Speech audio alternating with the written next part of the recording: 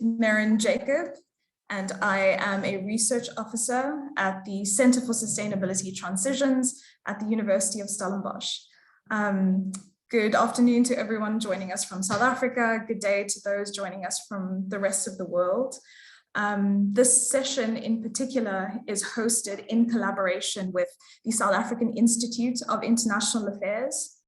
And we have today Zvínka Kachura going through the unfortunately critical conversation that we need to have about what the Russia-Ukrainian conflict means for Africa. I will, without wasting any more time, I'll hand over to Kaylee Clifford, who'll be moderating the session. And we hope you enjoy this conversation. Thanks, Maren. And yes, hi to everyone joining us. Welcome to today's webinar on the Russia-Ukraine crisis and what it means for Africa. As Maren mentioned, this webinar is hosted jointly by the Center for Sustainability Transitions at Stellenbosch University and the South African Institute of International Affairs. My name is Kaylee Clifford. I'm a researcher at SAIIA. I work largely on the Russia-Africa project, which is a research program that seeks to understand Russia's strategic engagement on the continent. And I'm joined today by a number of speakers. Zvínka Kachura is a researcher at the Center for Sustainability Transitions. Paul Stronsky, Senior Fellow in the Russia and Eurasia Program at the Carnegie Endowment for International Peace. Irina Filatova, Professor of the National Research University's Higher School of Economics, and Stephen Bruce, Head of the African Governance and Diplomacy Program at SAIIA. We're obviously meeting under very difficult circumstances today with major conflicts unfolding in Europe. As we speak, Russia is carrying out military operations in Ukraine. This was announced by President Vladimir Putin himself during a televised address. And he has framed this attack as necessary to protect the civilians of eastern Ukraine, who he claims has asked for Russia's protection. He's also threatened other countries that any attempt to interfere with Russian action will lead to further consequences. And almost as he was speaking, explosions were heard in Kiev, Kharkiv, and other areas of Ukraine. The situation is obviously developing rapidly with new information coming in every minute. And we, of course, will be watching closely to see how the situation unfolds in the coming days. Lots of people no doubt aware that this military offensive from Russia into Ukraine is going to have far-reaching impacts, including here in Africa. And so we hope that this webinar will be able to unpack the various possible scenarios. I'm going to now invite our speakers to share their thoughts, starting with Zvínka for the main presentation of this webinar. Over to you, Zvínka. Thanks, Kaylee. Indeed, we didn't plan that today will be the day when Russia and Ukraine will cease their diplomatic relationship and the military conflict will turn into a full-on invasion. Can you see my screen? Yes, we can.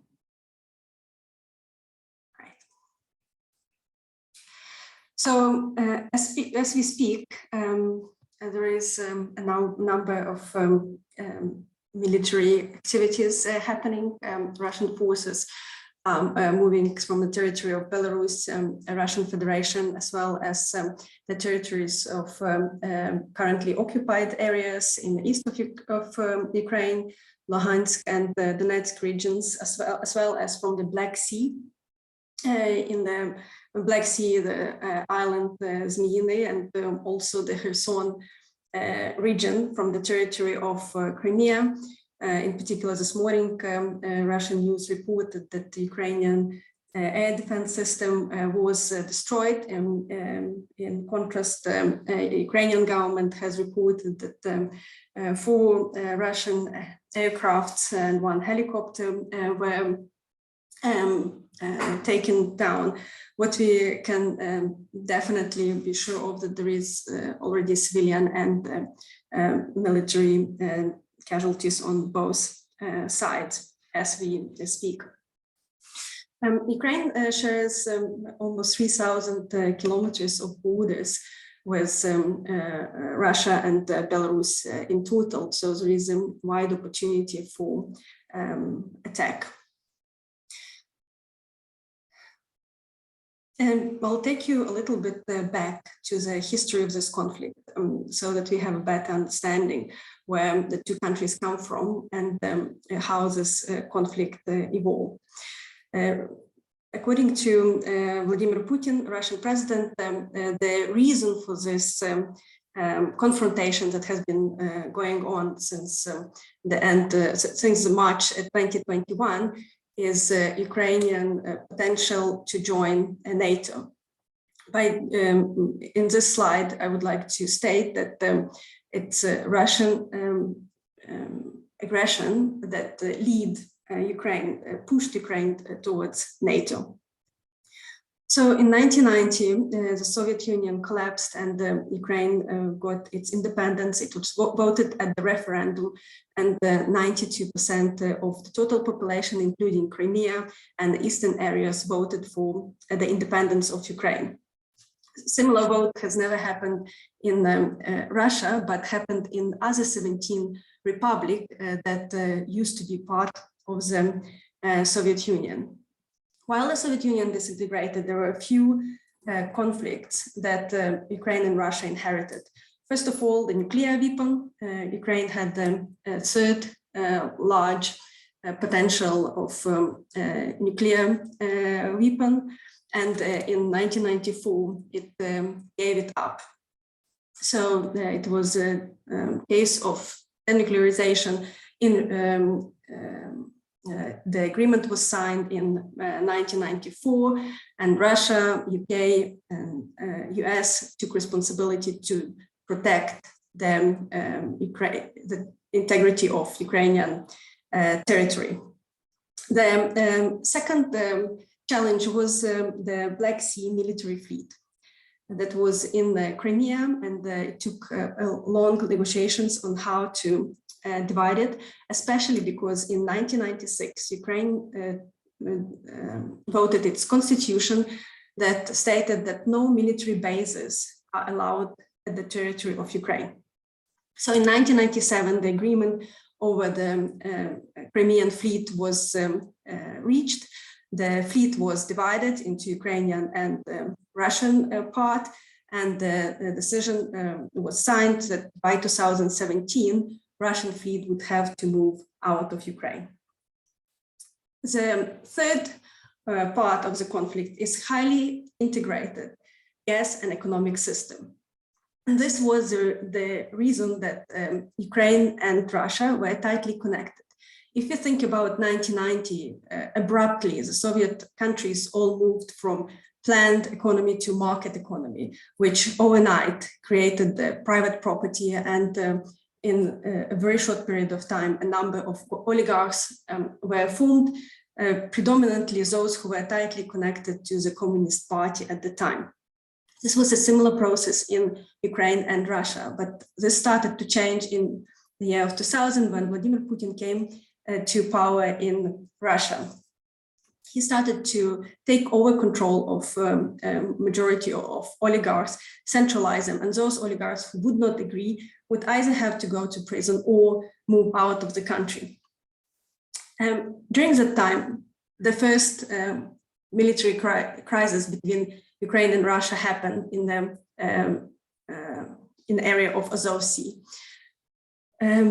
Russia started to build a dam and claimed that one of the islands in between Ukraine and Russia was not belonged to Ukraine.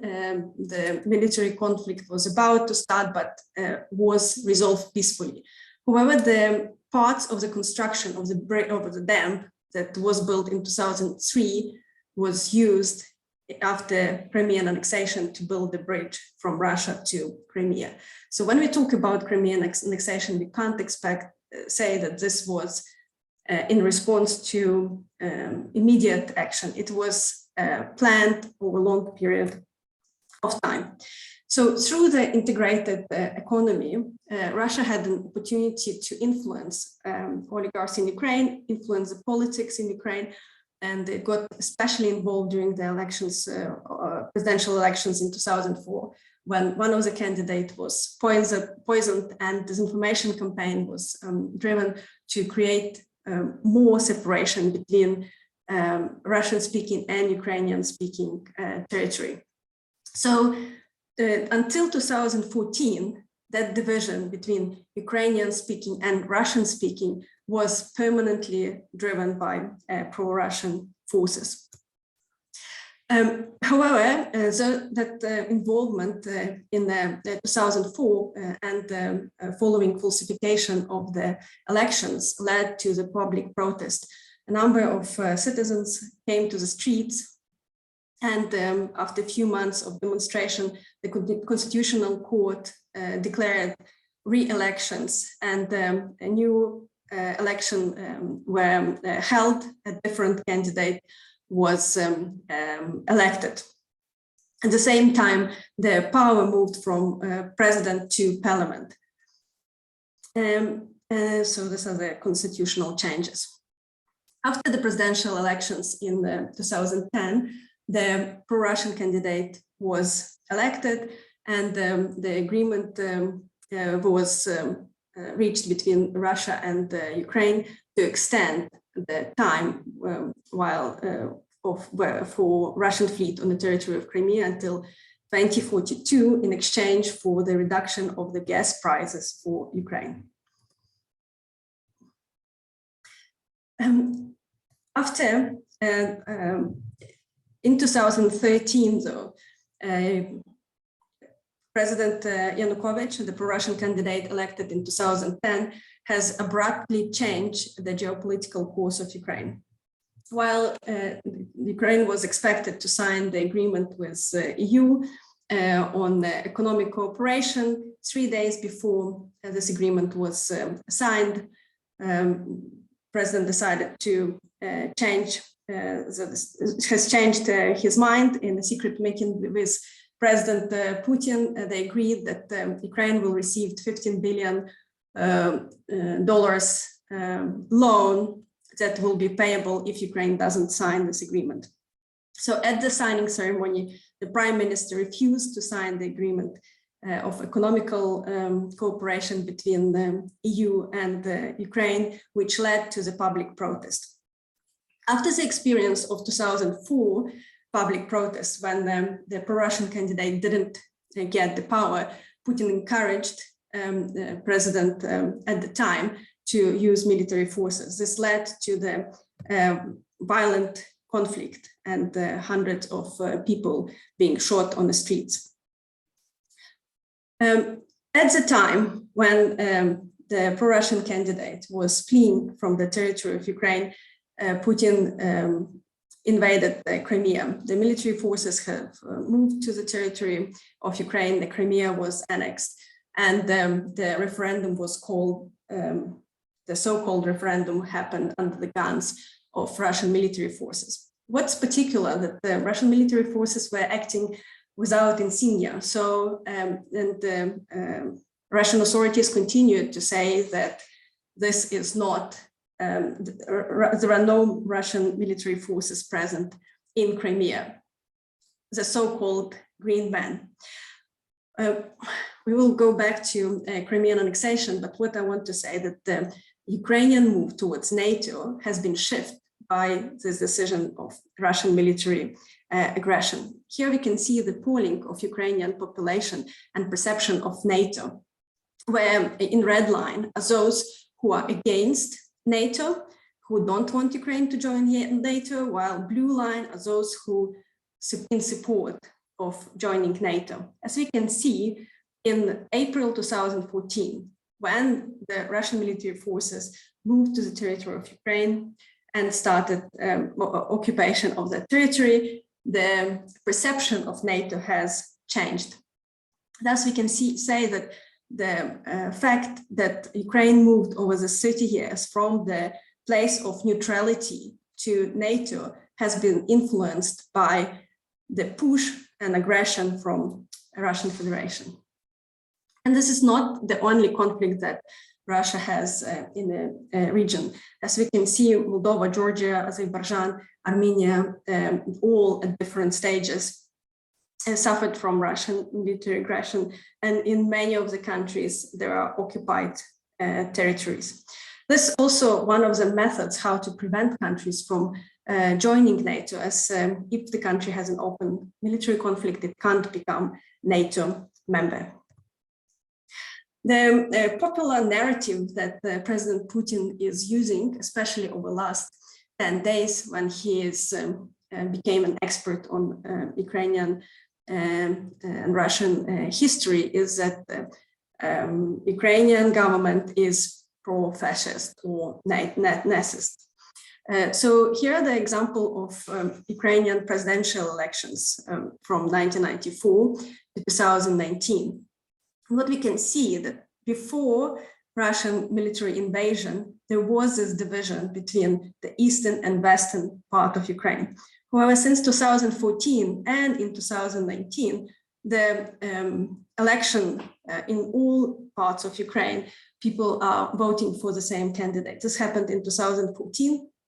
And similar, the current President Zelensky has been elected by 73% of population. So it's very difficult to say that the current government represent a specific fraction of the territory of Ukraine. So what happened in the Crimea was an example when Russia really practiced its hybrid threat strategy, where it used paramilitary forces, disinformation campaigns, cyber attacks, and energy blockades. While the move in the east of Ukraine was presented as a separatist movement, currently there is enough evidence to name the Russian citizens such as Igor Girkin, Igor Bezler, Arseny Pavlov, Alexander Mojaev, those who moved to the territory of Ukraine from Russia and started the appraisal. Also, the militarization of this conflict, the use of weapon was something that was different from the public protest. It was interesting that Russia still used the parts of democratic elements, such as elections, to convince the world in the right for its military aggression. In Crimea, it was presented as a referendum, while there was no proper list of voters and there was no international observers to follow this referendum. Similar in the east of Ukraine, at the time when 1.5 million of people moved out of the territory to the territory of Ukraine and became internally displaced people, it raises a lot of questions of who were those who voted for Luhansk and Donetsk, so-called republics. Then, when we talk about diplomatic ways to solve this problem, we talk about Minsk Agreement, Normandy format, which was initiated in 2014. And this is an active stage of the conflict when there are 100 to a few hundred of casualties every week. So German, French, Russian, and Ukrainian officials started the Minsk Agreement, and the agreement was signed in February 2015. It has a few conflicting points that led to its inability to have any meaningful resolve. First of all, it expected Ukraine to change the constitution so that the occupied territories can have the elections. But the control over the border was meant to happen only after the elections happened. At the same time, the Minsk Agreement was expected that all the foreign military forces will be moved out of the territory of Ukraine. And the OSCE would be the monitoring commission to monitor the removal of the military weapon from the occupied territory. In practice, what happened, if you look at the statistics of the last 6 months, OSCE monitoring commission was not allowed to enter the occupied territories for 88% of the request. that they have asked. So to actually conduct the monitoring, the Commission needs to get a permission from the separatist or from Russian-backed separatists. This was not happening. So the Commission, I don't know if you can see my my line, but the Commission would be happening on the territory between the Ukraine-controlled and separatist-controlled area, but not on a border between the official border between Ukrainian territory and Russia. The expectation, the Russian expectation from this conflict was that if there are elections without removing of military presence, and also without that 1.5 million of people that moved out of those territories, however, those areas would receive independent police, independent courts, independent prosecution system. This would allow to have a permanent influence on the national politics in Ukraine. In Ukraine's expectations, they would see the full removal of Russian military forces from the occupied territory, and only after this would happen, the election could take place. So as we can see, the different understanding of what would be possible for this territory made this agreement dysfunctional.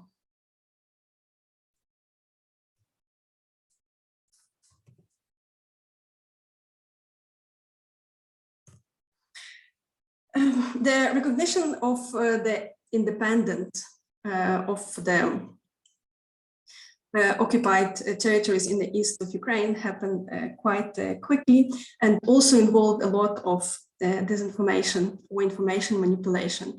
The original so-called referendum took place in May 2014. However, Russia did not recognize those territories like it did with Crimea. Partially because the Russian support in those territories was not as strong as expected. As Igor Girkin explained in his interview later, in Crimea, Russian success was due to Russian military force, because there were at least 20,000 of soldiers that could be actively involved in taking over the territory. However, in the east of Ukraine, there were no such military forces, and the local population were not so willing to take gun and to start using military aggression to fight for independence or separatist movement. On the 18th of February, there was a call from the separatist leaders of Luhansk and Donetsk to recognize the independence. This call came on the 18th, and the leaders claimed that it comes in response to the aggression from the Ukrainian military forces. However, in practice, the video was recorded 2 days in advance and only shared on the 18th of February, which shows that this operation was planned in advance. Similar, the recognition of independence that was broadcasted as live by Putin's administration was in fact recorded and edited in advance. As of today, the full-scale invasion happened. This morning, Russia used the airstrikes in different areas of Ukraine to fight on the military bases and other military objects. Similarly, the tanks and other military forces started to move from the border of Belarus and Russia. We received very different information from both sides, but what we can definitely say that there were a lot of casualties. So what does this conflict tell to African states? First of all, the very dangerous point that Vladimir Putin is making when he is using historical claims to enforce his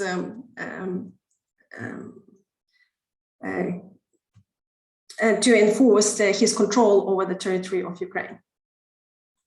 it was a very good statement from Kenya UN representatives during the UN Security Council, who said that for African continent, using historical claims is extremely risky, as it can inflame multiple conflicts, as we've accepted the borders of the independent states, and we should respect the sovereignty of the state. We should respect territorial integrity.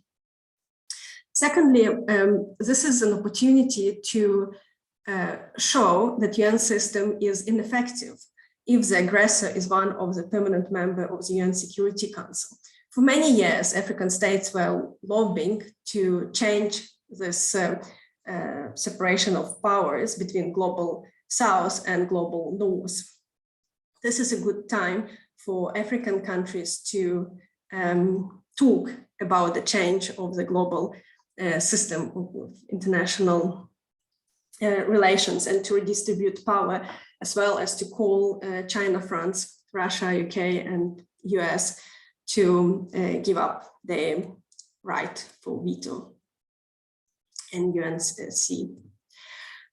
We can expect a number of economic challenges that come from this conflict. Already the fuel prices have risen. We can also expect challenges with the grain supply and the global uncertainty of financial markets. This is a large-scale militarization, a show of how the military aggression can be a diplomatic tool or an effective tool to ensure the success of geopolitical interests. And it's also going to create a long-term distraction from and attention from the Sustainable Development Goals. So we can expect that budgets of states around the world will be gearing towards more militarization and not the developmental goals. Thanks. Thank you, Zdenka, for that very comprehensive overview. I mean, there's obviously a long history to this conflict, and perhaps even some parallels to be drawn between what we've seen historically and what's happening now, but also really interesting to hear about those new hybrid threats and how those have changed things. I'm going to go to Paul next, who I think deserves a special thank you for what would have been a 6 a.m. start to be able to join us today. So we really appreciate that. And please, if you have any comments on what's been discussed, would also just be interesting to hear how things look from New York. Sure. Thank you very much for having me. And I was a few minutes late. I actually had some problems logging in today, so I missed the very beginning. So I apologize about that. First of all, I want to say, as somebody who has studied, Russia and Ukraine from all of my adult life, I started studying this part of the world actually when I was 15. Today is heartbreaking to see everything that is going on, and I think all of you probably had a little bit more eyes onto what the horror that's happening there than I have, since it's 6 a.m. and a lot of this happened at my time when we were sleeping. But this is really a difficult time. This has been one of the most challenging times as somebody who has really fought within the United States to pursue good relations with Russia, to try to improve Russia. Somebody who has also questioned NATO's decision to expand 25 years ago. That's a decision that was taken 25 years ago. The people in power today, President Putin might want to revisit that. Maybe it shouldn't have happened, but he's revisiting that on the people of Ukraine right now, and I think that's really quite tragic. First of all, I just want to do sort of cite from my perspective here in Washington. I really thought that previous presentation was excellent and spot on. One of the things, the focus of this right now is very much on NATO. But this war did not start over NATO. Yes, Ukraine had aspirations to join NATO, and NATO said that was a possibility at some point. But there was never any agreement within NATO, so it was really a thing that was that everybody wink, wink, nod, nod. This was most likely not going to happen for a very, very, very long time. And I think if you go back to the origins of this war, which goes back to really 2013, there's other precedents. The 2013-2014 conflict really started not over NATO, but over a decision of Ukraine to sign an economic and trade agreement with the EU. Russia pressured the then leader of Ukraine to back out of that, offering him a $15 billion loan to do that. And he did, but the decision was quite unpopular with the Ukrainian people. They started protesting. That's what was the launch of the Maidan protests, the fall of the pro-Russian government a couple months later, and then the rise of a democratic government, and the war that Russia instigated. Now, Ukraine's government is not perfect. There's long legacies of corruption. It's not the best government out there, but it has been elected twice.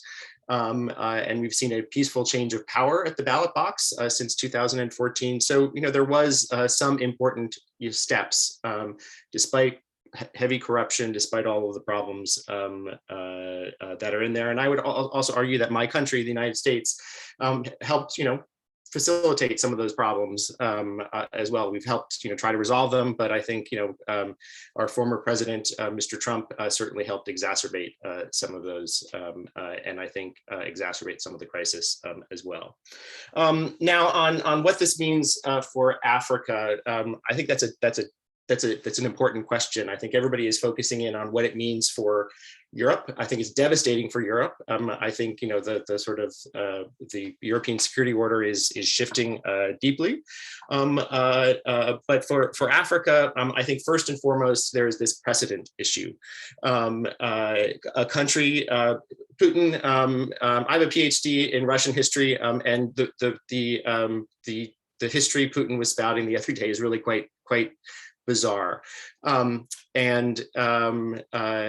Putin has pretty much decided both in sort of declaring that the Maidan protests were illegitimate in 2014, and the governments that were elected were illegitimate, popular elected governments, that they were illegitimate, but also by saying that a country has no right to exist and its history is all fraudulent. Ukrainians are the people who decide who is Ukrainian and who isn't. Putin doesn't get to do that. So he really has made this precedent where the people of a country really shouldn't have or are not supposed to have a say in how they organize their state. And I think denying a country's history, denying a country's right to make its foreign policy, denying a population's right to elect their leaders in a democracy, and to rewrite their borders by force, to seize its economic assets, which is likely what's going to be happening, and likely install another pro-Russian puppet government. I think that's deeply troubling. And I think we've also seen this, as my previous speaker said, we've seen border conflicts across the US, the former USSR already. They've kind of picked up in the last year or so, 2 years, since at least since the 2014. We've seen Armenia, Azerbaijan get hot again. We've seen border conflicts across Soviet Central Asia. There's now a lot of concern about Taiwan. And I think when you look across to multiple other spots of the globe, the potential for problems in Africa, ethnic, territorial, resource, historic conflicts and disputes are certainly there, and the precedent is quite worrying when you see a major UN power do this. Second, I think that the toxic relations between the US, EU, and Russia will bleed into Africa.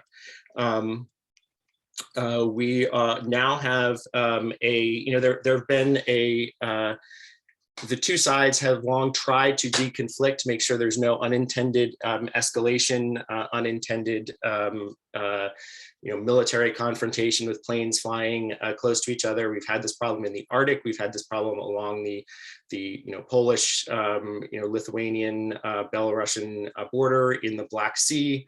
Now I think this tension, the ability for us to talk and de-escalate probably has collapsed. And I think given the presence in the southern Mediterranean of both NATO and Russian, whether it's Russian actual forces or proxy forces, it certainly means that there's a risk of an escalation, at least in North Africa, if we don't manage this correctly. Secondly, I think African countries will now's their time to step up in the UN. I would fully agree. This is the time for Africa to push reform,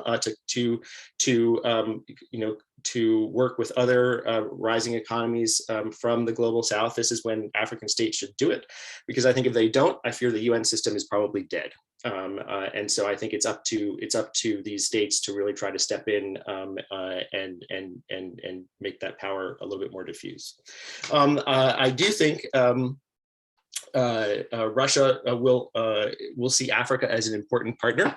I think Russia will probably try to reinvigorate its ties with prominent and powerful and sort of the African states to show that its isolation is not universal. That the West might be trying to isolate it, US, Europe, and Japan might be willing to isolate it. But I think we've already seen that. I just read yesterday that the new Sudanese leadership is on their way to Moscow, and we've seen others. Not from Africa yet, but we've seen the Brazilians, the Pakistani leaders, and the Russians just dispatched some high-level officials to Egypt and across Latin America as well. And so I think you're going to see a lot more focus in on that, basically to show that these sanctions and efforts to isolate are not working. And then I think another message is clear. I think this is combined. I think we need to look at this also with what happened in Kazakhstan about a month ago, where there was bottom-up protests and Russia intervened by sending peacekeepers in with several other states to shore up the autocrat in Kazakhstan. So I think this also shows that Russia is willing to intervene in other countries' internal affairs, to undermine democratic governments where it can, where it wants to, and to bolster struggling authoritarians and to African autocrats. I think Russia has just said, "I've got your back." And I think that's troubling. Then there's a couple others. I think we need to be aware that this is not necessarily going to be easy. We're seeing a massive campaign right now. I expect that Russia will be able to take Ukraine probably fairly quickly. But I think as the United States learned in Iraq, and I think the Soviet Union learned in Afghanistan, governing a war-torn country and dealing with supplying services, hostile populations, armed resistance, that's not going to be easy. So Russia could very well get bogged down. And that also could have implications for its commitments abroad. I would note, the Wagner Group, very active in Africa, got its start in the Ukraine war. So, what impact will this have on Russian paramilitaries? I think that's a very unknown thing right at this moment.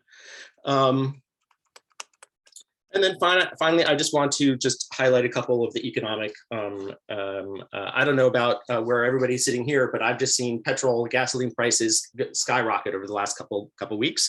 So I think that's probably good, at least in the short term, for Africa's oil exporters, because prices are going to continue to go up. European and American leaders have said, "Oh, we'll do something to keep prices from skyrocketing." There's no excess supply to do that, so prices are going to go up, and that will be beneficial to oil exporters in the short term. But I think it also, in the long term, it likely will accelerate the move across the globe towards cheaper and sustainable renewables. So there might be a short-term burst, but maybe not a long-term burst. Commodities, I think also commodities will rise. Many African states are competitors to Russia in commodities markets, and Europe, North America, parts of Asia are going to be looking at alternative markets now, so commodities will likely rise. I think grain and food prices also, both Ukraine and Russia are major exporters, I think this war is going to stop the Ukrainian harvest this year. We've already seen, and even if there is, if there's an occupied Ukraine, I don't think international shippers will be sending their ships in to take occupied Ukrainian wheat, and so I think we're going to see those prices go up. So I think those are some of them. I think on sanctions, another issue. I think Russian companies who are increasingly pushed out of markets in Europe, North America. There's a lot of pressure on countries like Singapore, Japan, Taiwan to also to move down that road too. They're going to need to look for alternative markets, and I think that includes Africa. We saw Russian firms really do this after 2014, and I think that this is going to be reinvigorated again. But I think it also poses a problem for African companies and African countries. These sanctions that we expect, I think the European Union has already rolled some out. I think President Biden will roll out some more. They're far more hard-hitting than others, than anything that we've seen before. And so, African companies might have to make choices. Do they want to do business with these sanctions entities, both for the reputational risks, but also the problems that doing business could complicate their ability to conduct financial transactions with other important countries around the globe. So I think this causes a lot of problems. There's no easy solutions, and I unfortunately don't have solutions either for this war or for how it will impact Africa. But this is kind of how it looks from this side of the Atlantic. Thank you. Great, thank you so much. Indeed, a very dangerous precedent being set, especially considering growing ties between Russia and Africa. I see a couple of people in the comments requesting Zvinka's presentation. I'm sure this is something that we can organize, and we are also going to be taking questions at a later stage. So if there's anything that you'd like to ask our speakers, please feel free to post your questions in the chat box, and we'll try to get to as many of them as we can. But before we do that, I'm going to go to Irina next. You have the floor.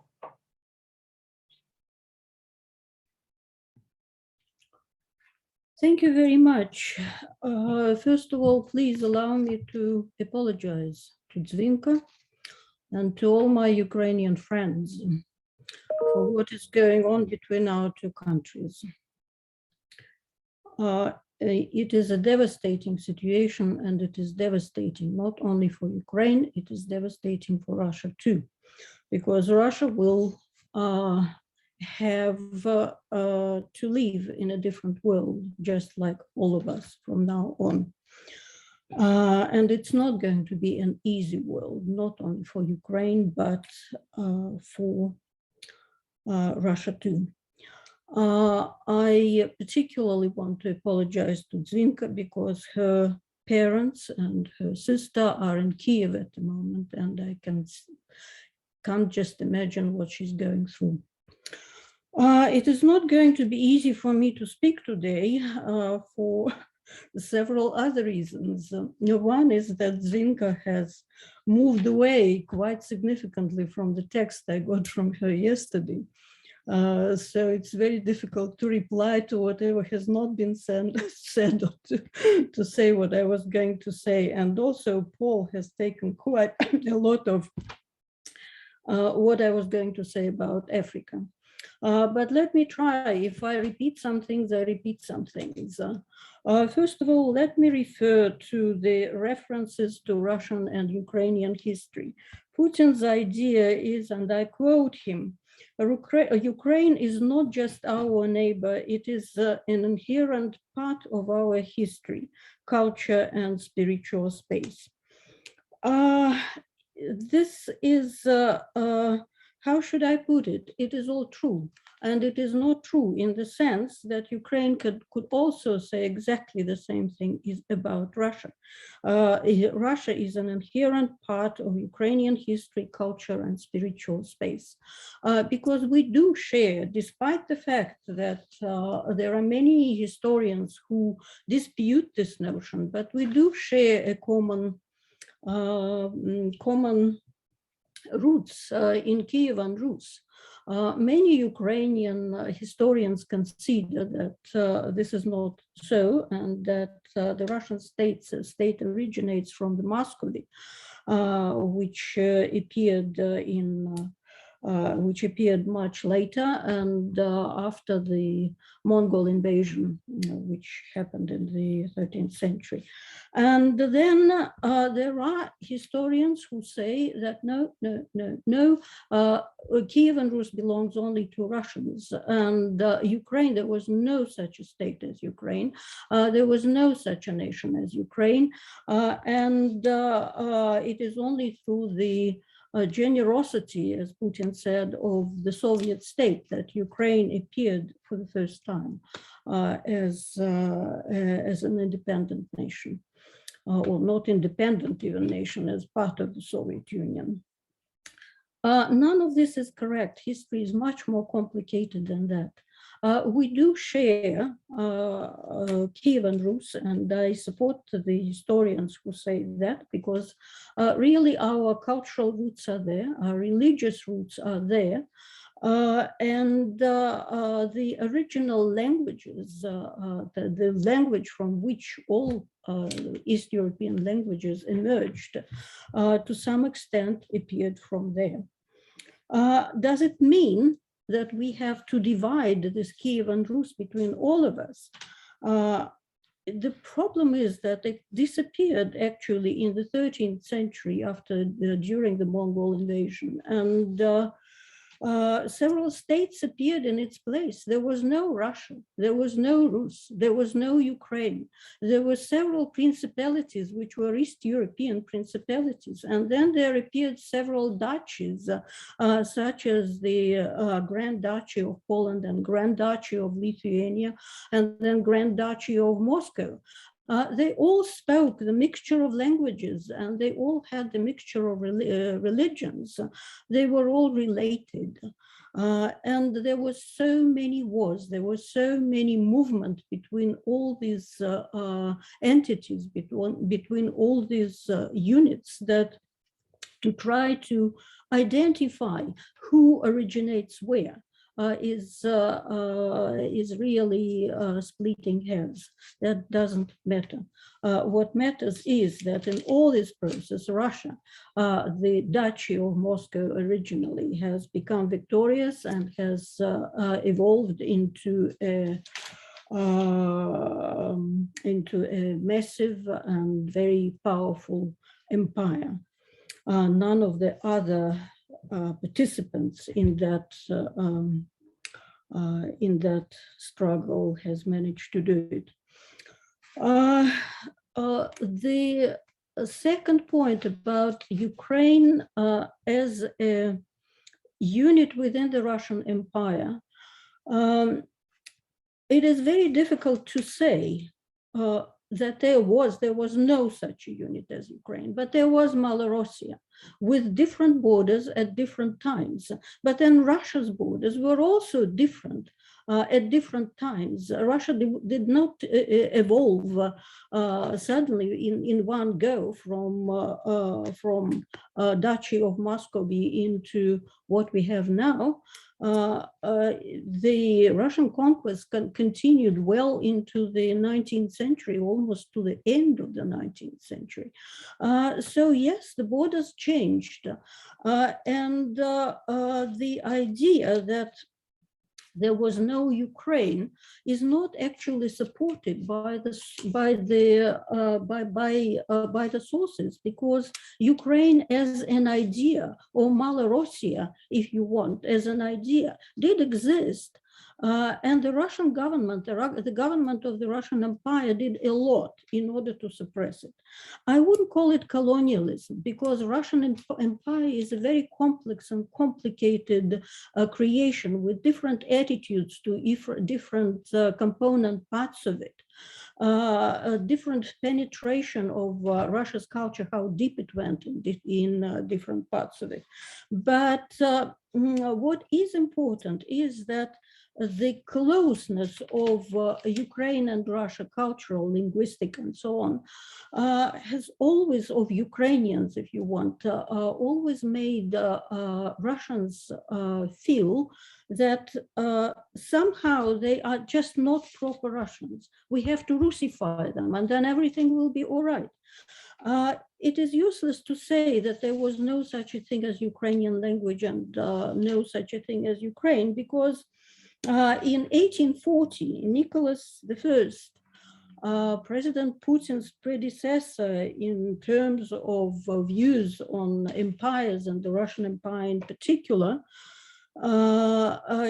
created a commission. Nicholas I created the commission, which was called Committee for the Western Provinces. And the purpose of this committee was to restore the attachment of Ukraine, notice, 19th century, to Russia,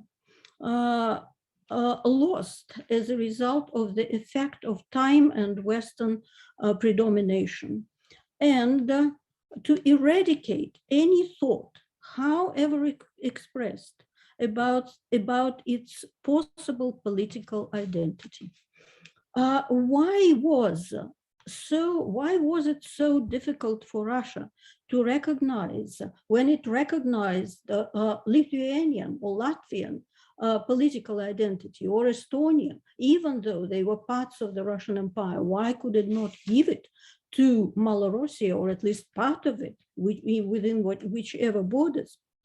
The problem for the Russians was that the Russian Empire was at that time so big that the Russians were in the minority in it. And that made things a bit difficult. So it would have been much easier, and the Russian government spoke about it openly at that time. So it would have been much easier if Ukrainians could be Russified.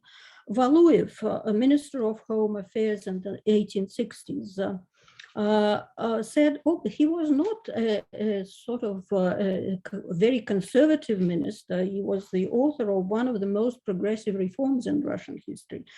He said there is no such a thing as Malorussia's language, and there will never be. There has never been, and there will never be. And under him, what happened was that the printing in Ukrainian was severely curtailed. Theaters were banned from playing plays, performing plays in Ukrainian. And the gospel was not allowed to be either recited or even translated into Ukrainian. It was only in the early 20th century that the Russian government allowed such a translation to happen. The dismantling of the Soviet Union happened by the will of three people, not just, as Vinka said, first of all, Russia did vote for its independence, and there is a Russian Sovereignty Day, which is 12 June. But what happened was that after the attempted coup of 1991 in August, three presidents of Russia, Ukraine, and Belarus, as we know, gathered together in Belovezhskaya Pusha and signed an accord, Belovezh Accord, according to which the Soviet Union was no more. They recognized the independence of each of their countries, and then on 25th December, Gorbachev resigned, and the Soviet flag went down over the Kremlin. The existence of Ukraine as a state was actually recognized by Stalin when he demanded that Ukraine joined the United Nations as a sovereign state. Belarus, Belarusia too. But the world agreed, the United Nations agreed, and Ukraine was an independent member of the United Nations from its very start, from the 1945, I think from the 45, maybe from the 46, but almost from the beginning. But whatever the ties, however close the ties, however much suppression, I fully support the notion that each nation has the right to proclaim its own sovereignty and to choose the policy it wants to choose. NATO, the expansion of NATO, I don't think that it willingly or even consciously did it. The countries which became independent after the collapse of the Soviet Union applied for membership exactly for that reason. They have existed within Russia, they have existed, they did exist within the Soviet Union, and they wanted some form of protection. And at that time, it seemed that there's nothing unusual about it because the Cold War was over. Aren't we all sort of, well, partners, even if we are not friends?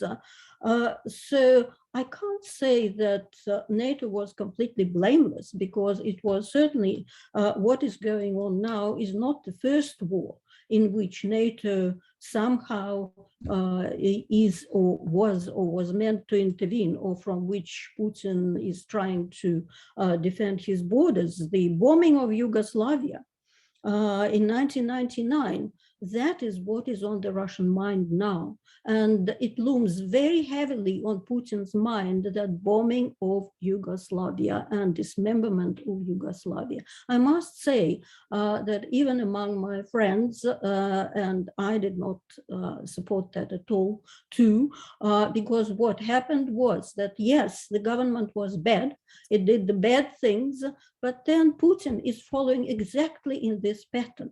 He doesn't like the government of Ukraine at present, so let me dismember it. I'm absolutely sure that this is what he has in his mind. Now, finally, to Africa, as I say, Paul has stolen so many things that I wanted to say that I can only repeat some of them. And one thing that is important is that as of today, we live in a different world. We live in a different humanitarian, global, military and other situation in which the rules no longer exist. Will it be the new Cold War, or will it be the new hot war? We still do not know. We shall know it probably in the near future, or maybe in the coming months. But whatever it is, Africa is going to be one of the victims of it.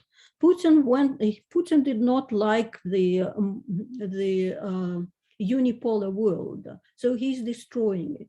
But he is destroying it not in favor of multipolar world. He's destroying it in favor of the double polar world. He's trying to restore the Cold War, the situation of the Cold War. And the situation of the Cold War was not really good for Africa at all. Was by proxy, as it was in Angola, support by each side of military dictators or just dictators or anybody, irrespective of their domestic policies and irrespective of their human rights record, because they are allies. We have to support them against our enemies. Militarization. Oil and gas, yes, in the short run, the African countries will benefit from that, but for how long? And there will be much less aid and much less willingness to give aid for humanitarian purposes and for economic purposes. There will be lots and lots of arms, and Russia, this is Russia's strong side. It is the biggest seller of arms in Africa. So there's no doubt about the fact that it is going to continue with that. So It is a very sad day. It is a sad and tragic day for Ukraine, for Russia, but I'm afraid for the rest of us too. Thank you. Thank you, Irina. I think it's incredibly useful to understand the different narratives around political identities. And of course, we join you in wishing Zvinka's family safety during this very difficult time. I'm going to move on now to Steve, last but not least, for your thoughts on what this could all mean for Africa. I mean, obviously, we've seen disparate reactions from different African countries. Zvinka mentioned Kenya earlier on. They were, quite strong in their opposition, but here at home in South Africa, not so much. So what does this tell us about Russia-Africa relations at the moment, and how can we expect this to change going forward? Thank you, Kaylee, and good morning or afternoon, everybody. If Irina said that Paul and Zvinka said everything that she wanted to say, I can now say the three of them stole some of my thunder as well. But in the early 1800s, the Austrian statesman Clemens von Metternich said, "When France sneezes, the whole of Europe catches a cold." I think what we're seeing now is an interconnected world where something happening in one part can't be divorced from the rest of the world. And I think many of the implications for Africa have been teased out by the previous speakers. Rising oil prices, diplomatic challenges, challenges to the very liberal international order and our system of states by the precedent that this may set, because it may start with Ukraine or it may start with the Donbass, but that, where does it end? And there are many echoes of, for me, not only Napoleonic Europe, but also Europe in the 1930s, and another quite strong leader that was appeased by the rest of the world. Hitler said he's going to unify with Austria, and the world did nothing. And then he wanted the Sudetenland, and there was a compromise, and then the rest of Czechoslovakia, and then of course the invasion of Poland, France, Belgium, Netherlands, and the devastation that was wreaked in the Second World War. I don't want to be over dramatizing, but I think everybody's emphasized that today is a pivotal moment, and I think it's going to be a flashbulb memory. People will remember where they were this day and what they were doing. We don't know the extent of what this conflict is going to be. We don't know where it ends. I've heard a lot of people trying to predict it, but I think it's very difficult and very dangerous. Kaylee mentioned that Kenya's ambassador Kimani stood up at the United Nations Security Council a couple of days ago and really denounced Russia's actions, harkened back to the colonial era where the borders of African countries were drawn in Paris and London and Lisbon. And the African states, much as they didn't like it at independence, agreed to respect those borders. And we've only really seen two states emerge in the history of Africa that were not based on colonial borders, and that's South Sudan most recently in 2011, and Eritrea, which broke off from Ethiopia in the years just escaped me for a minute, I think 1993. But those borders have been sacrosanct, and that sovereignty has been respected. And I think it's when a big country can push a small country around, and not just push it around, but as we heard from Zvinka, the devastation it can cause, I think it is cause for African states to be very concerned. Greg Mills wrote something the other day to say that the outcome is uncertain, but it's likely to be negative for Africa. Here's a question: does BRICS hold together as a grouping of Brazil, Russia, India, China, and South Africa? As was mentioned previously, there have been changes of government in BRICS from those leaders who initially signed up to it in the late 2000s. Brazil under Bolsonaro has moved to the right. India, there are questions about its behavior. But of course, Russia and China are very close. And there was a recent summit between the leaders. I think they've met over 30 times while both of them have been in power. And China is running defense and supporting Russia at the moment. I think this also is happening in the shadow of Afghanistan. It was also mentioned earlier. Would we be facing this crisis in the way we're facing it if the US hadn't pulled out of Afghanistan last year after 20 years of a pretty pointless war. I think it puts Joe Biden under pressure. He's facing midterm elections at the end of the year. He's got Donald Trump chirping and praising Putin, and I think all of that politics is swirling around and is going to have an impact. It was mentioned as well. Does this embolden China in the South China Sea with regard to Taiwan? The way that this works out, I think, is going to ask a lot of questions. Dzvinka mentioned that it's a hybrid war. It's a war of both troops and shooting, but also disinformation and drones. African despots, I think, are watching this one carefully.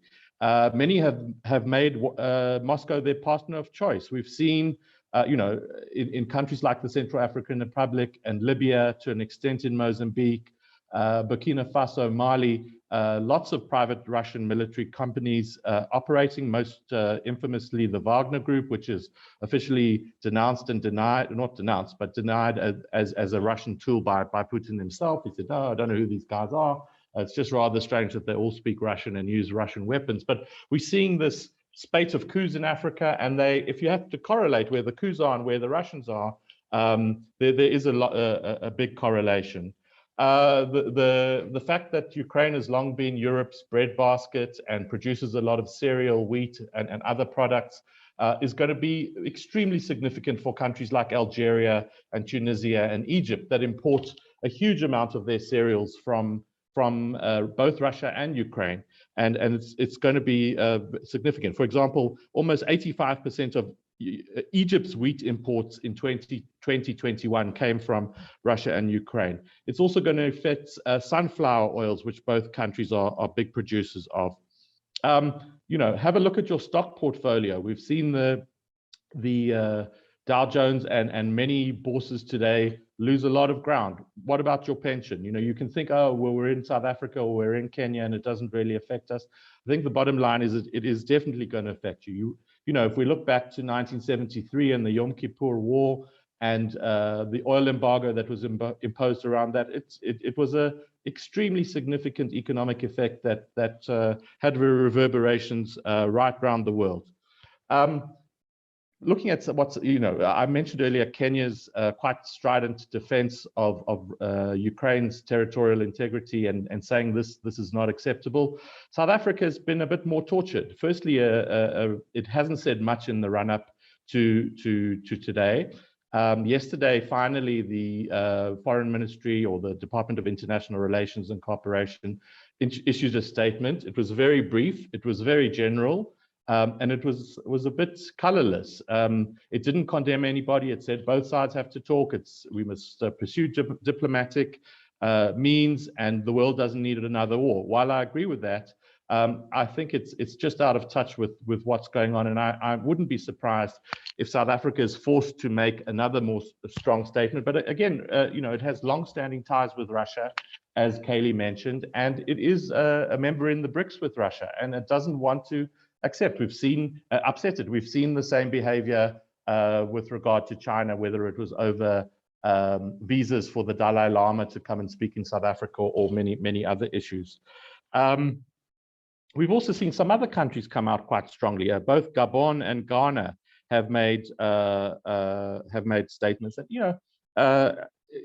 I think it's going to be a test for the international system. And lest you, even if you think it's not going to affect us in South Africa, wait till oil hits $150 a barrel. We're already paying over 20 Rand. And our very own Minister of Energy, Gwede Mantashe, said on the 15th of February, quote, "We should pay attention to the developments between Western countries and the Russian Federation on the Ukraine matter, insofar as it impacts crude oil prices." Well, I don't think a truer word has been spoken by that particular minister. So the other speakers have said quite a lot. I'm going to end there and make sure that we have some time for questions. Thank you. Great, thanks so much, Steve. Yes, we are now almost 10 past 2, so about 20 minutes left for questions, of which there are quite a few. So I think what I will do is take them 3 at a time and then open up the floor to our speakers to address the ones that they would like to answer. The first question is around Turkey's position in the conflict. As every large naval ship must enter the Black Sea through Istanbul, what is Turkey's position, or perhaps, what kind of a role should it be playing? Another question asks, this is a harrowing historical account. For those of us wanting to do something, what can we do from across the world? I think something that we're probably all wondering. And then lastly, would the presenters not agree that a most urgent priority of Africa in light of this Russian aggression is to understand and protect Africa from the activities of Russian proxies like the Wagner Group, which link ruthless security actions with mineral exploitation? This is a spreading problem that's not being addressed. I think I will ask Zvinka to go first. Thanks, Kaylee. I think the Ukrainian president has asked this morning President of Turkey, Erdogan, to close the entrance to the Russian fleet. I haven't seen any response on this matter, but I guess we can expect to hear from Turkey by the end of today, taking into account strong connection of Crimean Tatars to Turkey, we can expect that this might be a positive response. With regards on what can be done by people in South Africa, I think there is a multiple variety of options, and first of all, we can learn from this experience of how disinformation and cybersecurity matter. And it is a responsibility of every citizen to check this information. What we can see, even from behavior of Ms. Panda in DIRCO, that there is not enough proactive position to learn more about this conflict. When yesterday or the day before yesterday, Ms. Panda was giving an interview, she would just repeat Russian position as a position of South Africa. It's important that each of us play a role in debunking disinformation, because if there is no more joint response to those modern threats, we're all going to be in a more difficult position. And obviously, the government has more responsibility to be prepared, to build capacity, to deal with cyber attacks, to deal with disinformation campaigns, but also as a normal citizens, it's important that we have a say. South Africa remains a democratic country where citizens have direct opportunity to express their position. And if there is no leadership from the government, it can be shaped by civil society and individual citizens.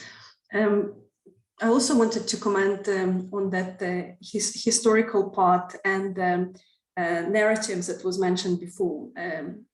Irina was speaking about the historical past and the different understanding of Kiev Rus, of the Second World War, of the question of Holodomor, which is man-made starvation of 3 to 7 million of Ukrainians. We can see different approaches that Ukraine used and Russia used towards its history. Ukraine in 2015 opened all its KGB archives so that the information about the Second World War, about famine, became available. This provides an enormous opportunity for the nationwide conversation about its past, because as we mentioned, going through totalitarian regime, through Stalin times, through Second World War, First World War, it was not an easy time. It raises a lot of questions. This approach where we treat information openly, where societies have more access to it, is much better approach than what happened in Russia when the mentioning about Stalin's or Second World War issues were criminalized. So you can't criticize Stalin after the constitutional reform that happened more recently. So this would be a challenge to the society to have more open and transparent conversation. I think we need to understand that the world is not linear anymore. it is complex. There are many directions that influence our thinking, but it's each citizen's agency that is critical, and each country's agency. I've seen in the comment there was lots of question about Africa and lack of opportunity to influence the UN system, indeed, but it also depends on their proactive position. All of us heard the Kenyan representative in UN Security Council meeting. If we hear more of those voices, that's how we can claim, as African countries can claim their agency in the global world. Thanks, Zvinka. Paul, anything to add from your side? Yeah, just quickly on Turkey. I mean, I would expect, I would be very surprised if Turkey does not close the Dardanelles. Turkey has been, you know, as an American, Turkey at times can be a very problematic ally of NATO, but on Ukraine, it's been pretty much lockstep with the Ukrainian people. It's provided weapons, high-tech weapons to the Ukrainian army. And it condemned just 2 days ago the Russian recognition of the breakaway territories. So I would expect Turkey to sort of continue on that track. As far as I've forgotten one of the questions already, but as far as what people can do, first of all, I think we need to remember that this, while we talk about the geopolitics and the economic impacts of this, we need to remember the human impacts of this. People are dying, and we need to not forget that, and people are going to be on the move once again.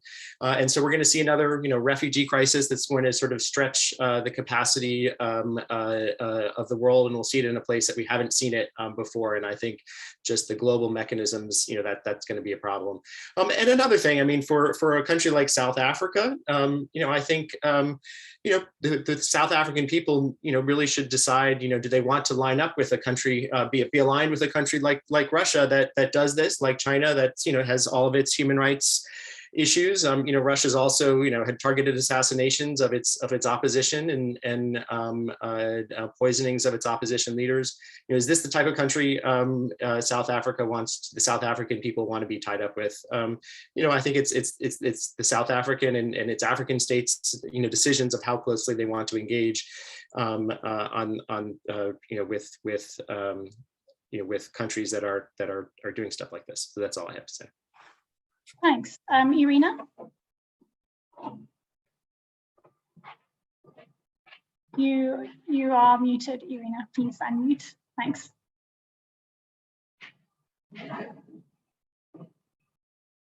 Sorry, I don't think that there is much to say about Turkey in particular.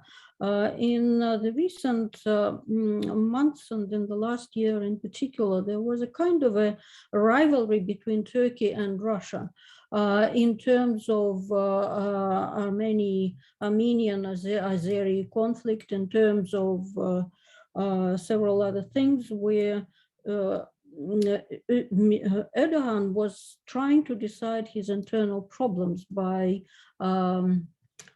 sort of showing his muscle, by flexing his muscles, but the Russians have tolerated it. They know that they need Turkey's at least, if not friendship, then at least a decent relationship. But it is certainly not in Turkey's interest to allow Russia to lock the north of the Black Sea. Great, thank you. Steve, can I ask you to come in specifically on the question around Russia's use of PMCs in Africa? Should this be a priority given everything that's happening at the moment? Should this be a priority for Russia? For Africa. For Africa. Yes, I mean, I think we've seen it's very difficult to get the accurate information on private military companies in Africa, given that their work is clandestine and it's not advertised on websites and so forth. I think it's becoming a big issue. As I said, I think it's been part of the narrative of the problems in West Africa and the coups. I think you're having leaders who have their security guaranteed by Russia, and then it's quite difficult to dislodge them. I think that's a dynamic that's happening in the Central African Republic. Once troops are there, it's difficult to get them out. No, I think Africa needs to be very strong on this. I mean, South Africa, ironically, for years has been trying to stop South African mercenaries from operating, and we know the stories of the attempted coup in Equatorial Guinea and other areas. I mean, I think this will prove a distraction for those sorts of issues, and we've seen people who have been trained in Syria then being deployed in Africa and now actually going back to Russia. So there's that cycle of kind of experimentation and learning, and Russia has a very high appetite for risk. Which we can see today. So I don't know if that fully answers the question, but it's not something that we can let just ignore and not talk about it. And maybe just to add on what we as South Africans can do. I mean, people can phone into radio stations, they can stage protests, they can write to the newspapers, they can blog, they can show their support in a number of ways, and it might lead to there's often this disjuncture between the people and the politicians and the elites. And the elites have one set of interests which are sometimes coinciding with the people, but sometimes they don't. And South Africa hasn't been afraid for people to express their outrage, whether it's NGOs like Freedom Under Law or others that, for example, challenged the al-Bashir visit to South Africa, not successfully. But civil society can step up. We've seen in the Gupta leaks and the state capture pushback that citizens still can make a difference. And I wouldn't be surprised if there are attempts at international solidarity across civil society on this issue. Great, thanks, Steve. Let's take another round of questions. One, is there a chance that Russia could use nuclear bombs? And what would it take for Russia to arrive at the decision to use nuclear ammunition? And number two, if Russia vetoes any meaningful reform at the UN Security Council, would it be legally possible to create an alternative Security Council with which all the others agree and let the old one become obsolete, thereby keeping the UN going? And then lastly, President Zelensky has appealed to the Russian people last night to speak out against the Russian leadership, re the invasion of Ukraine. And how likely is this to happen? Let's start with you, Steve, and work our way back.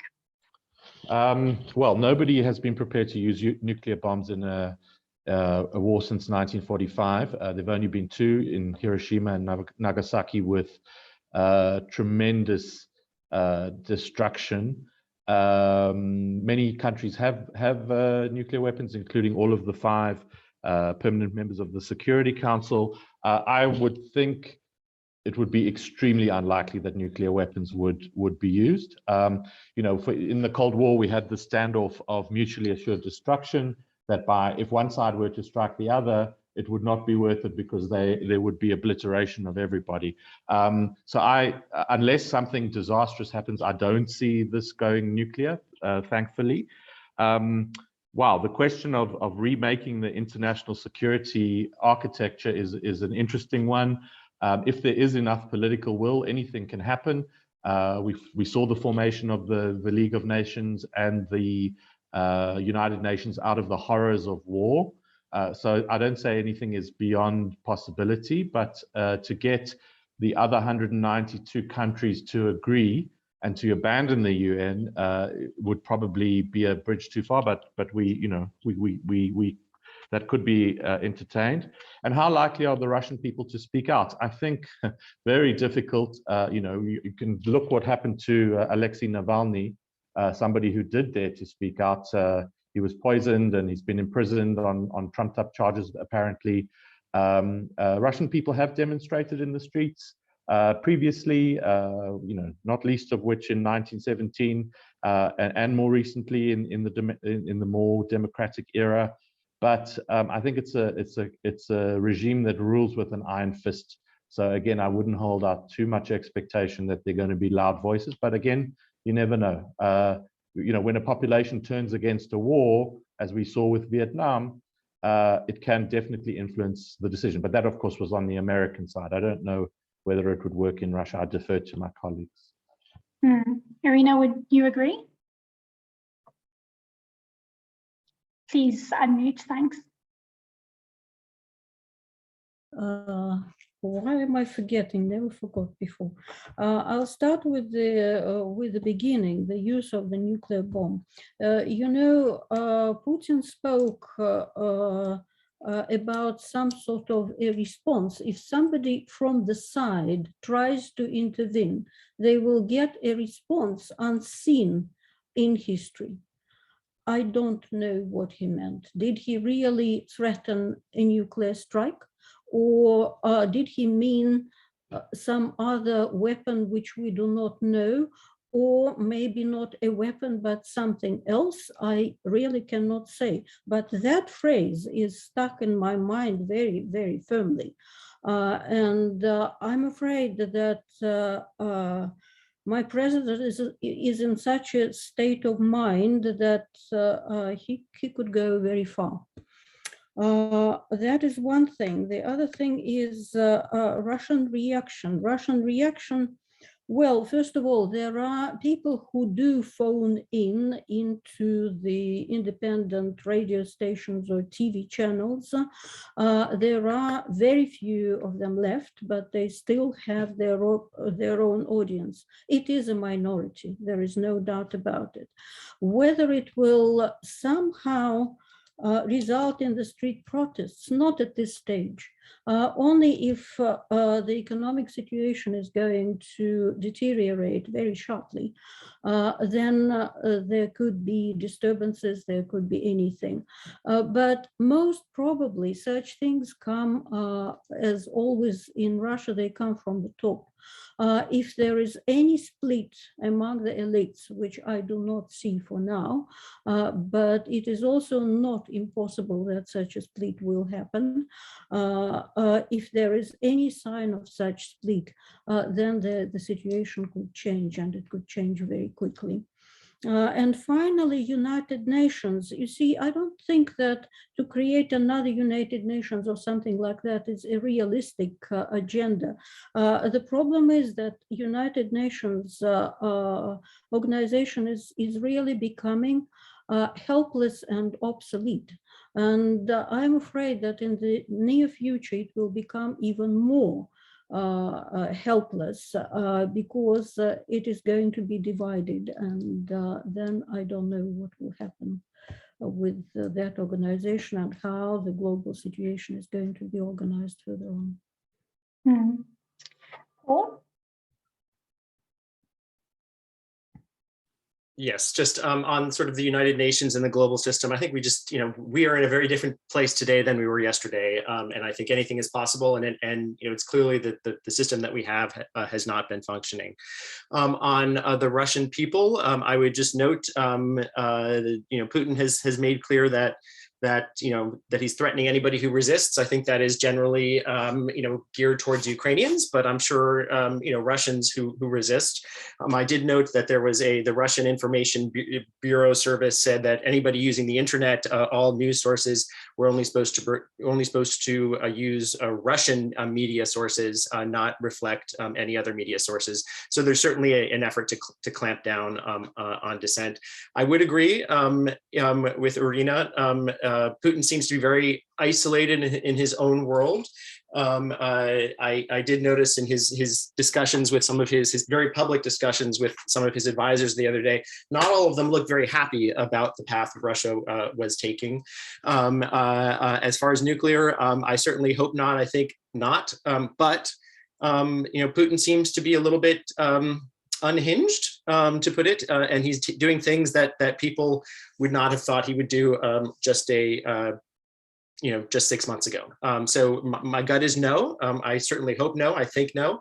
But Putin is surprising us all the time, and I think he is a little bit detached from reality. And this is why this is dangerous. But I certainly think and hope no. Yeah, absolutely. Zvinka, anything to add from your side, and perhaps maybe some closing remarks as we close in on half two? I think indeed Zelensky appealed to Russian people, and we've seen this morning a letter signed by municipal councillors from different areas of Ukraine and journalists coming through, and over 100 people. And I also agree with Paul that there are probably many more people who disagree. We've seen the discussion about recognition of borders of Luhansk and Donetsk, so-called independent republics, and not many MPs were ready to accept that Russia has recognized not the currently occupied territories, but that there will be actually military aggression. So I think it came as a surprise for many parliamentarians in Russia as well, what they have voted. And obviously there was not much debate or public opportunity for public discussion. But where we are at the moment, where the aggression moved very far, where we have helicopters, airstrikes, etc., the information through internal connections, family connections, friends connection will travel quickly, and I would expect that there are many more Russian citizens that managed to express their disagreement to current Putin's politics, hopefully also within the government system, not just as an opposition. Great, thanks, Vinka. We're just on 2:30, so I think that's all we're going to have time for today. We did manage to reach most of the questions, so that was good. And just to say a huge thank you to all of our speakers who have joined us today, really insightful discussions, to the Centre of Sustainability Transitions for partnering with us in this very important discussion, and to all of our viewers. I hope that it was informative, and thanks for joining.